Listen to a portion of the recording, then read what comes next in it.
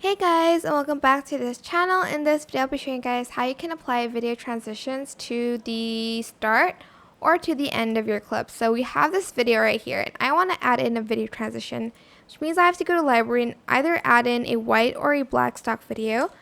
I usually just use the black stock video, so we can even add in like a fade into it, because that's what it usually starts on. And then I'm just going to go to transitions, and then I can basically add in the video transition that I want on the first clip. Doesn't really show that much, as you can see, because of like the video here. Maybe just the duration a little bit so that we can extend the video transition. And as you can see now, you can see it. And you can also add it at the end as well by adding the same stock video and going to transitions and adding the video transition that you want for the video.